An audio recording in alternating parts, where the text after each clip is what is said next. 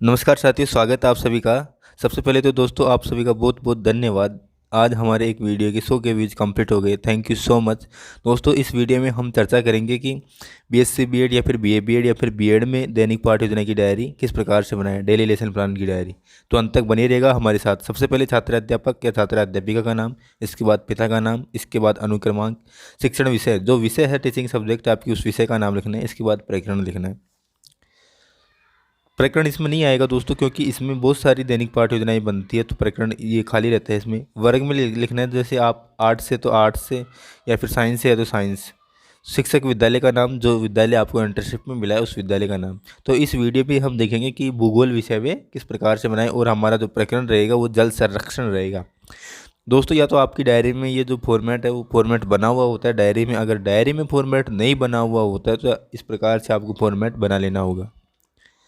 सबसे पहले आपको लिखना है दैनिक पाठ योजना, और फिर यहाँ पे लिखना है कि कौन से नंबर की दैनिक पाठ योजना है।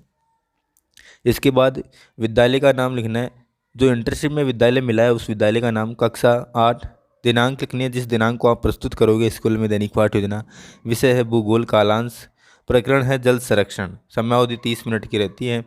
इसके बाद शिक्षण उद्देश्य, अपेक्षित व्यवहारगत परिवर्तन, ज्ञानात्मक, विद्यार्थी जल संरक्षण के अर्थ व उसकी विधियों का प्रत्यय विज्ञान कर सकेंगे, विद्यार्थी जल संरक्षण का प्रत्यय स्मरण कर सकेंगे। अवबोध, विद्यार्थी जल संरक्षण के अर्थ तथा विधियों की व्याख्या कर सकेंगे, विद्यार्थी जल संरक्षण की परंपरागत विधियों की तुलना कर सकेंगे। ज्ञानोपयोग, विद्यार्थी जल संरक्षण विभिन्न विधियों को समझकर भावी जीवन में आवश्यकता अनुसार उपयोग कर सकेंगे, विद्यार्थी जल संरक्षण की प्रमुख गतिविधियों का सामान्यीकरण कर सकेंगे। कौशल, विद्यार्थी जल संरक्षण करने की कुशलता का विकास कर सकेंगे, विद्यार्थी जल संरक्षण की विभिन्न विधियों की तालिका बनाकर उपयुक्त रूप से साथ कर सकेंगे। अभिरुचि, विद्यार्थी जल संरक्षण के बारे में रुचि जागृत कर सकेंगे, विद्यार्थी जल संरक्षण की विभिन्न विधियों का अध्ययन करने में रुचि ले सकेंगे। अभिवृत्ति, विद्यार्थी जल संरक्षण के प्रति सकारात्मक एवं समीक्षात्मक दृष्टिकोण का विकास कर सकेंगे। इसके बाद सहायक सामग्री ले ली। सहायक सामग्री में आपको लेना है लपेट फलक, श्यामपट्ट, चौक, डस्टर, संकेतक आदि, जो भी सहायक सामग्री यूज लेते हो वो लिखनी है यहाँ पे। इसके बाद पूर्व ज्ञान, विद्यार्थियों जल प्रदूषण के बारे में सामान्य जानकारी रखते हैं। यहाँ पे ये थोड़ी सी मिस्टेक है, विद्यार्थियों को जल प्रदूषण के संबंध में पूर्व ज्ञान है। यहाँ पे पूर्व ज्ञान में लिखना है दोस्तों आपको कि विद्यार्थियों जल संरक्षण के बारे में सामान्य जानकारी रखते हैं। इसके बाद आगे प्रस्तावना प्रश्न करने होते हैं। तो प्रस्तावना प्रश्न में हमारा जो प्रकरण होता है उससे संबंधित ही हमें प्रस्तावना प्रश्न करने होते हैं। अवांछित तत्व मिल जाने पर जल कैसा हो जाता है? प्रदूषित जल का उपयोग करने पर क्या हानि है? कई प्रकार की बीमारियां हो जाती है। जल को प्रदूषित होने तथा जल स्तर नीचे गिरने का क्या प्रभाव पड़ता है? जल संकट उत्पन्न हो रहा है, तो जल संकट से बचने का उपाय क्या है? जल संरक्षण, इसमें एक क्वेश्चन और ऐड कर सकते हो दोस्तों अगर आप करना चाहो तो। जल संकट से बचने का क्या उपाय है? जल संरक्षण। फिर पांचवा क्वेश्चन बना सकते हो, जल संरक्षण के बारे में आप क्या जानते हैं? तो ये हो जाएगा समस्यात्मक प्रश्न, अन्यथा ये भी समस्यात्मक प्रश्न हो जाता है इसमें। इसके बाद उद्देश्य कथन करना है। अच्छा तो बच्चों, आज हम जल संरक्षण के बारे में विस्तार से अध्ययन करेंगे। इसके बाद यहाँ से प्रस्तुतिकरण स्टार्ट होता है। प्रस्तुतिकरण में शिक्षण बिंदु, छात्र अध्यापक क्रियाएं, विद्यार्थी क्रियाएं, विधि प्रविधि, श्यामपट्ट सार, ये 5 कॉलम होते हैं। सबसे पहले शिक्षण बिंदु के लिए आपको 3 विकासात्मक प्रश्न करने होंगे। पहला शिक्षण बिंदु है जल संरक्षण का अर्थ, तो इसके लिए 3 विकासात्मक प्रश्न करने होते हैं। वर्तमान में विश्व में जनसंख्या की क्या स्थिति है? जनसंख्या बहुत अधिक है, विधि कौन सी हो जाएगी? प्रश्नोत्तर विधि। इसके बाद जनसंख्या के तेजी से बढ़ने पर क्या समस्या उत्पन्न होती है? जल, रोजगार आदि की। जल की समस्या से संभावित क्या उपाय है? निरुत्तर। छात्र अध्यापक कथन, वर्तमान में जल संकट से निपटने का उपाय है जल का दुरुपयोग रोकना तथा जल संरक्षण को सुरक्षित रखना संरक्षण कहलाता है। जल ऐसा प्राकृतिक संसाधन है जिस पर न केवल मानव अपितु वनस्पति एवं संपूर्ण जीव निर्भर है।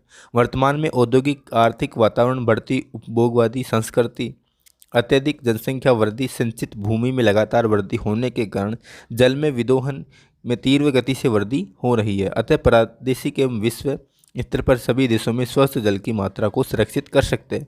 तो इस तरह से आपको समझाना है। विद्यार्थी ध्यानपूर्वक सुनेंगे तथा मुख्य बिंदुओं को अपनी अभ्यास पुस्तिका में लिखेंगे और श्यामपट्ट पर लिखते हुए और समझाते हुए चलना है। जो श्यामपट्ट सार है इसमें श्यामपट्ट चिपकेगा और उसके ऊपर लिखना है आपको। इसके बाद बोध प्रश्न, जल संरक्षण का अर्थ क्या है? जल का दुरुपयोग रोककर स्वच्छ जल को लंबे समय तक बनाए रखना। जल का उपयोग निरंतर बढ़ने के कोई दो कारण बताइए, औद्योगिकीकरण तथा नगरीकरण। तो विधि कौन सी है? ये प्रश्नोत्तर विधि, और ये जो जब आप व्याख्या कर रहे थे तब ये व्याख्यान विधि हो जाएगी। इसके बाद अगला शिक्षण बिंदु है परंपरागत जल संरक्षण का, परंपरागत जल संरक्षण की विधि। इसके लिए भी आपको 3 विकासात्मक प्रश्न करने होंगे। प्राचीन काल में किसका शासन होता था? राजाओं का। राजा प्रजा की सुविधा के लिए क्या करते थे? कुएं तालाब बनवाते थे। कुएं तालाब आदि बनवाने का क्या उद्देश्य था? निरुत्तर। छात्राध्यापक कथन, प्राचीन काल से ही जल की कमी की समस्याओं से बचने के लिए राज्य और सार्वजनिक सहयोग से झीलें, तालाब, कुएं, बावड़ी आदि का निर्माण किया जाता रहा।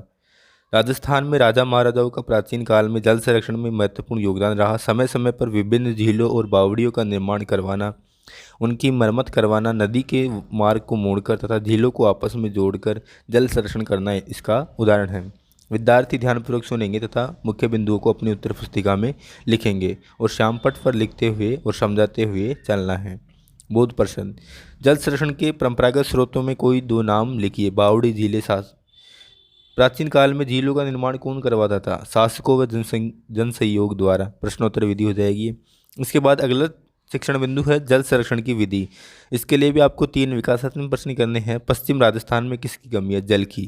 जल की पूर्ति के लिए किस नहर का निर्माण किया गया? गंगा नहर का। नहरों के अलावा जल संरक्षण की कौन सी विधियाँ है? निरुत्तर विधि हो जाएगी। प्रश्नोत्तर विधि। छात्राध्यापक कथन, जल संरक्षण के लिए हर नागरिक, समाज और प्रशासन को एक साथ मिलकर कदम उठाने की आवश्यकता है। आधुनिक समाज में बढ़ते जल संकट को देखते हुए जल संरक्षण के लिए अनेक विधियां अपनाई जा रही है। बांध बनाना, एनीकट और नहरों का निर्माण, रूप हाप जल संग्रहण, बूंद बूंद फव्वारा सिंचाई प्रणाली, दूषित जल को साफ करके पुनः उपयोग में लेना तथा जन जागृति फैलाना आदि। इसके साथ साथ जल संचयन, जनसंख्या नियंत्रण, सिंचाई की उन्नत विधियों का प्रयोग वातावरण में वृद्धि तथा जल की कमी को दूर किया जा सकता है।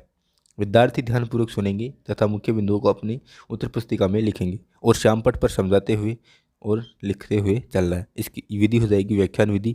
बोध प्रश्न, आधुनिक जल संरक्षण की कोई 2 विधियों के नाम बताइए। बांध बनाना, रूपटॉप जल संग्रहण। जल संरक्षण के लिए कितनी विधि अपनाई जा रही है? कई विधियाँ। ये विधि हो जाएगी प्रश्नोत्तर विधि। इसके बाद आपकी 3 शिक्षण बिंदु कंप्लीट हो जाने पर आपकी ये लेसन प्लान है वो कंप्लीट हो जाता है। इसके बाद आपको मूल्यांकन प्रश्न करने होते हैं 5। तो दोस्तों ये मूल्यांकन प्रश्न भी आपको श्यामपट्ट पर ही लिखने होते हैं। तो मार्केट से श्यामपट्ट लाना, जिस तरह से ये लगाया हुआ है इधर श्यामपट्ट सार में, तो इसी तरह से श्यामपट्ट लाना और श्यामपट्ट अपनी डायरी में लगाना है और वहीं पे श्यामपट्ट पे ये क्वेश्चन लिखने होंगे आपको। वर्तमान में जल संकट का कारण ऑप्शन देने इसमें 4। परंपरागत विधियों में खालिस्तान सम्मिलित है। जल संरक्षण के लिए जनजागृति बहुत महत्वपूर्ण है, सत्य है या असत्य है। जल संरक्षण की 2 मुख्य स्रोतों के नाम लिखिए। जल संरक्षण क्यों आवश्यक है। तो इस तरह से आपके 5 मूल्यांकन प्रश्न कंप्लीट हो जाते हैं। इसके बाद 1 गृहकार्य प्रश्न या 2 गृहकार्य प्रश्न आपको देने होते हैं।